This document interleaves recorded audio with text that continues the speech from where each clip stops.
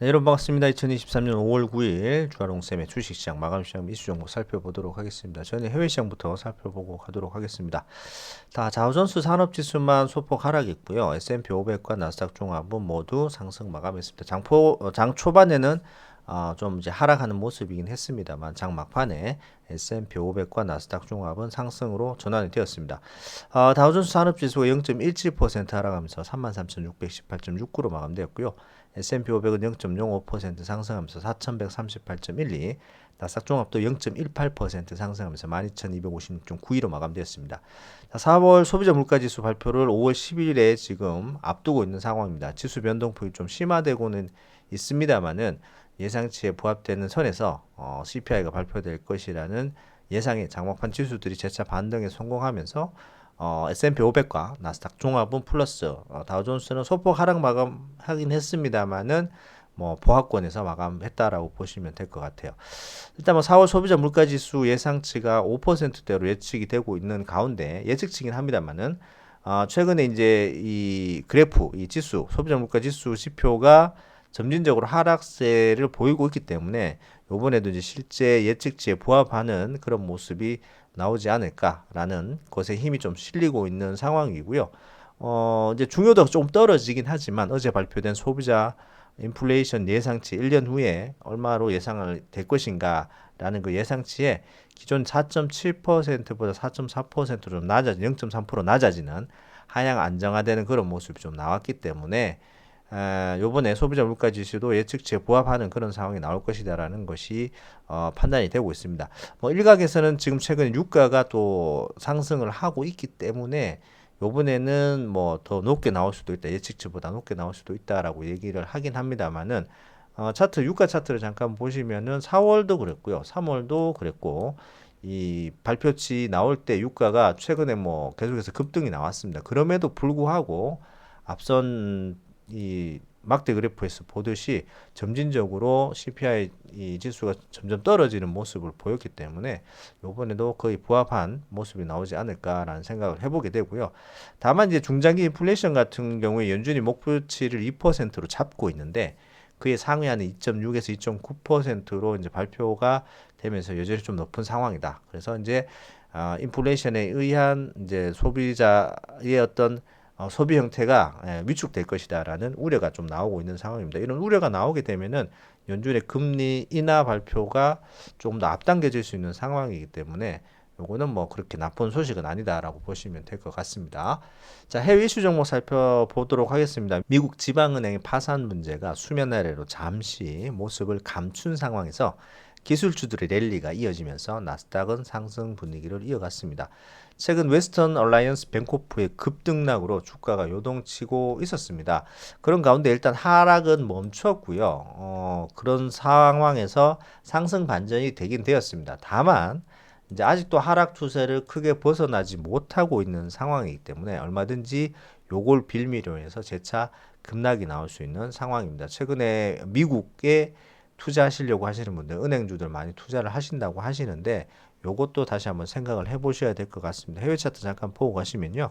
웨스턴 얼라이언스 뱅코프 차트를 보고 계신데 최근 장중 60%까지 빠지는 큰 음봉이 나오고 또 진정세를 찾으니까 연이틀 상승세가 나오긴 했는데 오늘 아직까지 뭐 시작 전이긴 합니다만은 장전이긴 합니다만 또다시 하락하는 모습이 나왔기 때문에 변동성이 최근에 더 있을 수 있다라고 보시면 될 것 같습니다. 여전히 뭐 재차 이걸 끄집어내 가지고 시장 하락의 주요 원인으로 들 수 있습니다. 자, 1분기 실적, 호실적을 발표한 영업이익 283억 달러, 약 37조, 하나로 37조인데요. 이익을 낸 애플이 50억 달러에 이르는 50억 달러 목표로 하고 있는 대규모 회사채 발행이 나왔다는 소식에 애플은 소폭 하락 마감되었습니다. 뭐 크게 하락은 한 건 아니고요. 전에 0.04% 하락하면서 173.50달러로 마무리가 되었는데요.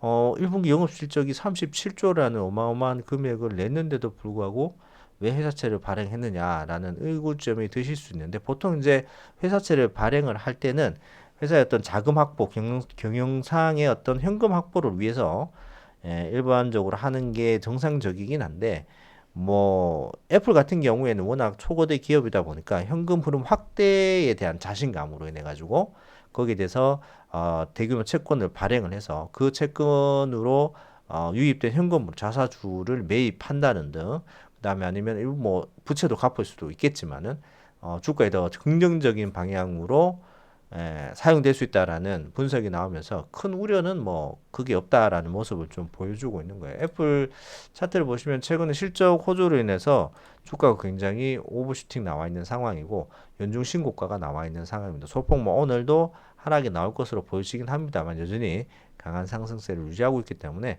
대규모 회사채로 인한 어떤 뭐 우려감은 크게 가지실 필요는 없다라고 보시면 될 것 같아요. 그 밖에 자, AI 최대 수혜주인 엔비디아는 1.64% 상승하면서 또다시 연중 신고가를 갱신하면서 291.51달러로 마감되었고요.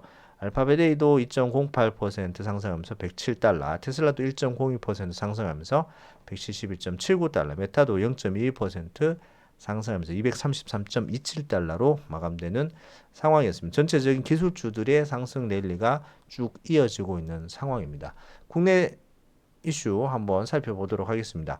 자, 미국 시장의 혼조세 속에서 국내도 5월 옵션 만기를 앞두고 있죠. 목요일이 옵션 만기일인데 오늘 좀 다소 주춤하는 그런 모습을 좀 보였습니다.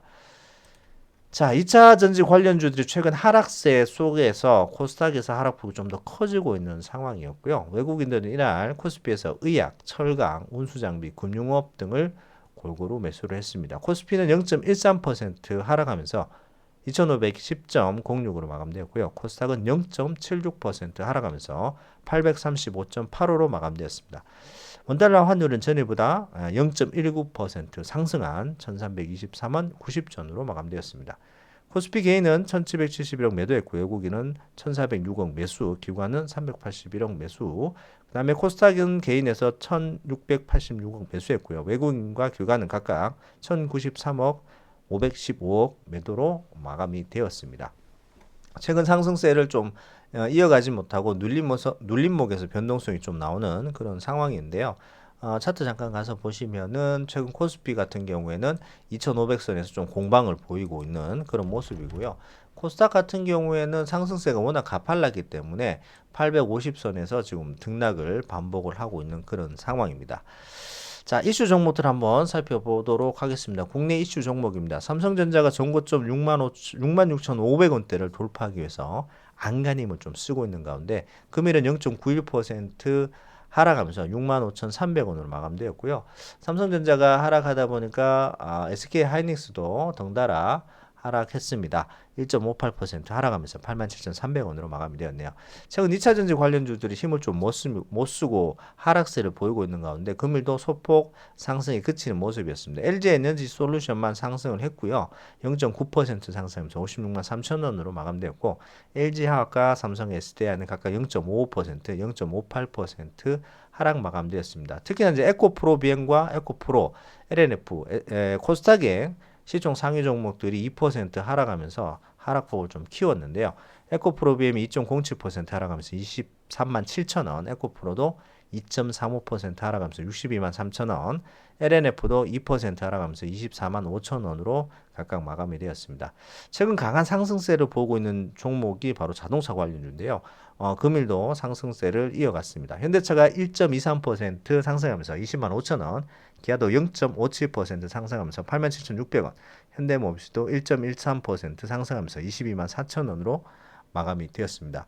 자, 1분기 호실적을 발표한 기업이 또 있는데요. 셀트리온입니다. 최근 오너 리스크로 주가가 하락을 좀 했었죠. 이것을 한 번에 복구하는 모습을 보이면서 금일 5.79% 상승하면서 17만 1,800원으로 마감이 되었는데요. 실적이 꽤 잘 났습니다. 1분기 매출액이 전년 동기 대비 12.4% 증가하면서 5,975억, 영업이익은 41% 증가한 1,824억 원을 기록하면서 최근 오너 리스크에 대한 하락폭을 만회하는 그런 모습이었습니다. 삼성바이오로직스는 이날 78만 8천원, 플러스 마이너스가 없는 보합으로 마감이 되었습니다. 네이버 주가도 이틀 연속 상승세를 보이고 있습니다. 매출액과 영업이익이 각각 전년 동기 대비 23.6%, 9.5% 증가했고요. 이날도 1.93% 상승하면서 21만 1천원으로 상승 마감되었는데요. 호실적과 함께 함께 주주하는 정책의 일환으로 자사주 소각 및 배당 확대를 발표를 했고요. 또한 이제 최근 AI 붐에 편승하는 그런 모습이 또 나왔는데요. 지금 거대 AI인 클로바 X에 대한 출시 기대감까지 겹치면서 가파른 상승세를 이틀 연속 보여주고 있습니다. 이날은 조선 기자재 쪽도 움직임이 좋았었는데요. 고부가 가치 선박에 집중적인 수주가 되어 있는 상황에 이런 조선 쪽의 주가도 같이 상승 움직임을 보였습니다. HD중공업이 4.04% 상승한 11만 3,300원, HD 한국조선해양도 5.11% 상승한 88,400원으로 마감이 되는 상황이었습니다. 전체적인 지수는 조금 하락을 면치를 못했는데 그 중에 종목 장세별로 상승이 좀 강하게 나오는 종목들도 있었다고 보시면 될 것 같습니다. 내일도 수요일이고요. 목요일 날 옵션 만기일이기 때문에 내일도 여전한 변동성 속에 좀 있을 수 있으니까 여러분들이 갖고 계신 비중과 종목의 어떤 성향들을 잘 파악해 보시는 그런 한 주가 되셨으면 좋겠습니다. 자, 오늘은 이것으로 마감하도록 하겠습니다. 감사합니다.